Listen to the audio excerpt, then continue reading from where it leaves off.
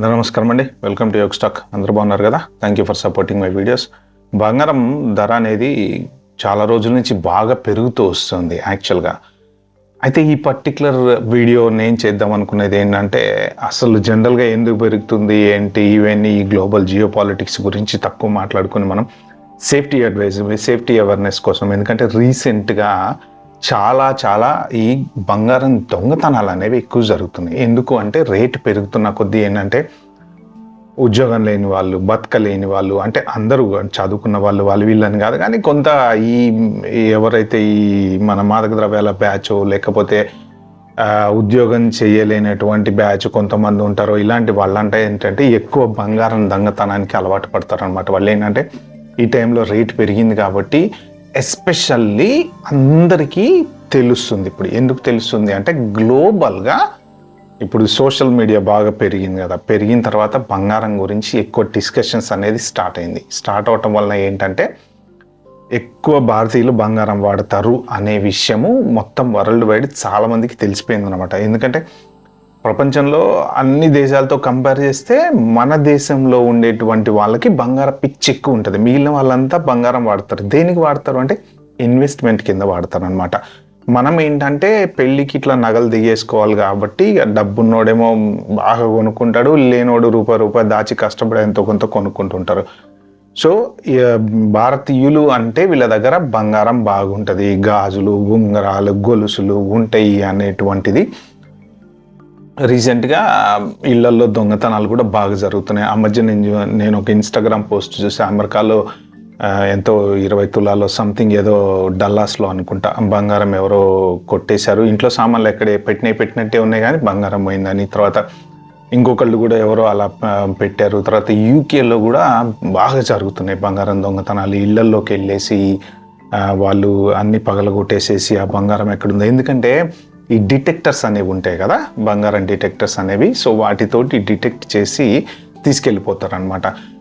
ఇదంతా ఎందుకు జరుగుతుంది అంటే మెయిన్ పబ్లిసిటీతో పాటు ఎక్కువ బంగారం భారతీయులు వేసుకుంటారు అనేటువంటి విషయం అందరికీ తెలిసిపోయింది. ఇప్పుడు మీ షాప్స్ కనుక చూసుకుంటే షాపుల దగ్గర ఈ చిల్లర బ్యాచ్ ఎవరైతే ఉంటారో వాళ్ళంతా అక్కడక్కడే తిరుగుతూ ఉంటారు అనమాట. అంటే ఎవరన్నా షాప్లోకి పోవాలంటే, ఫారెన్లో ఎవరన్నా షాప్లోకి పోవాలంటే భయం అవుతుంటుంది అనమాట.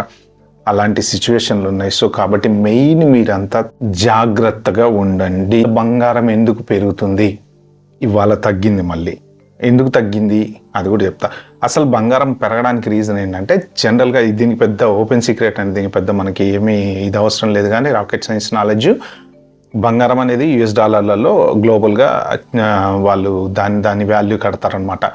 అయితే ఏంటంటే యాక్చువల్గా ప్రపంచంలో ఎప్పుడైనా ఏదైనా ఒక అన్సర్టనిటీ అనేది క్రియేట్ అయినప్పుడు కరెన్సీ వాల్యూ మీద ఇన్వెస్ట్మెంట్ చేసేటువంటి వాళ్ళు భయపడినప్పుడు వాళ్ళు పెట్టే పెట్టుబడి అంతా ఎక్కడ పెడతారు అంటే బంగారం మీద పెడతారు. అందుకే ఇండియా కూడా మనకి ఈ మధ్యన మీరు వార్తల్లో కనుక చూసినట్టుంటే ఇండియా బాగా బంగారంగా ఉంటుంది, RBI reserve bank of India బాగా బంగారంగా ఉంటుంది అని చాలా వార్తలు చూసామన్నమాట.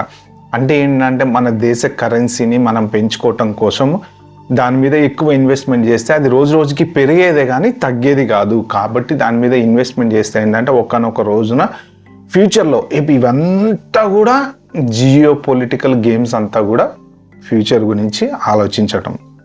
దానికోసమే అందరు ఏంటంటే బంగారం అనేది ఇన్వెస్ట్మెంటు అంటారు అనమాట. ఒక మధ్య తరగతి వాడు లేకపోతే లోయర్ మిడిల్ క్లాస్ వాడు ఎవరైనా సరే ఒక బంగారం వస్తువు కొనుక్కున్నాను అంటే అదొక ఇన్వెస్ట్మెంట్ లాగా. బండి కొనుక్కున్నారనుకోండి, 5 ఏళ్లకో 10 ఏళ్లకో దాని వాల్యూ అనేది డిప్రిసియేషన్కి వచ్చేస్తుంది. తర్వాత అపార్ట్మెంట్ అయినా అంతే, ఏదైనా అంతే, ఇల్లు అయినా అంతే. స్థలము ప్లస్ బంగారము ఈ రెండు మాత్రం పెరుగుతూ ఉంటాయి అన్నమాట. ఎందుకు అంటే మెయిన్ అది గ్లోబల్గా మార్కెట్లు పెరుగుతూ ఉంటాయి, జనాభా పెరుగుతూ ఉంటుంది, దాంతోపాటు ఈ స్థలాల రేట్లు పెరుగుతూ ఉంటాయి. బట్ బంగారం ఏంటి అంటే గ్లోబల్ మార్కెట్లో ఉంటుంది కాబట్టి బంగారం రేటు పెరుగుతూ ఉంటుంది అనమాట.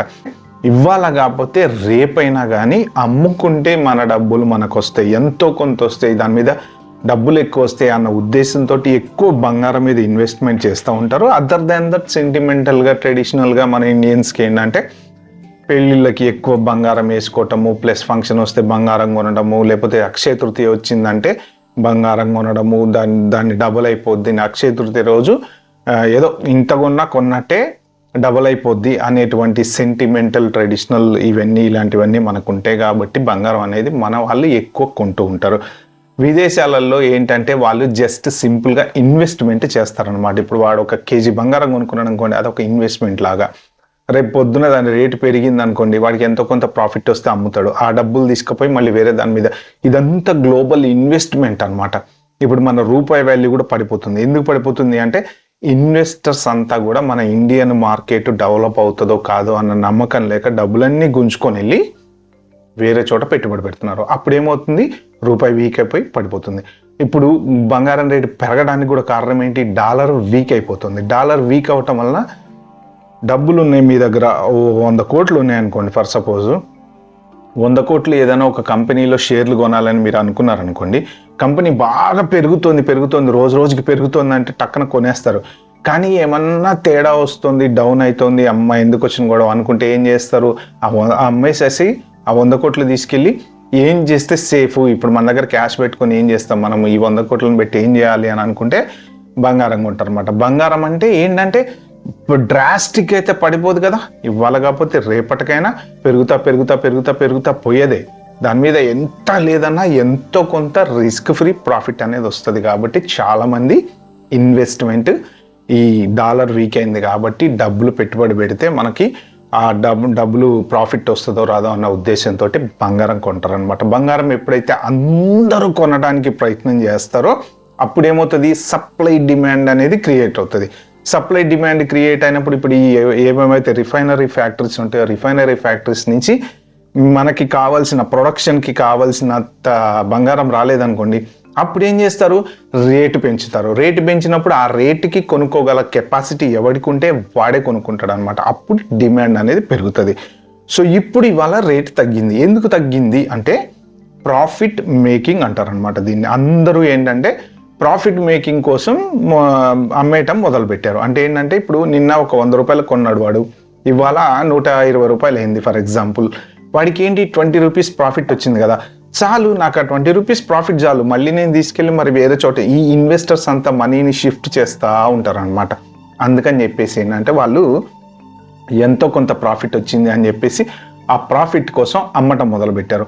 అమ్మటం ఎప్పుడైతే మొదలు పెడతారో ఏమవుతుంది, మార్కెట్లో గోల్డ్ ఎక్కువ ఉంటుంది, ఉండటం వల్ల ఏంటంటే కొనే వాళ్ళు తక్కువ ఉంటారు కాబట్టి అప్పుడు దాని రేట్ అనేది తగ్గిపోతుంది అనమాట.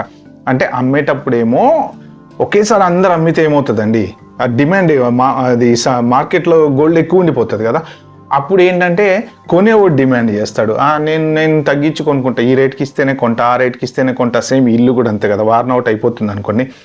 15 సంవత్సరాల కన్స్ట్రక్షన్ చేసినటువంటి ఇల్లు కొంటే ఎలా ఉంటుందో, కొత్తగా బ్రాండ్ న్యూ ఇల్లు కొంటే ఎలా ఉంటుందో డిఫరెన్స్ అనేది ఉంటుంది కదా.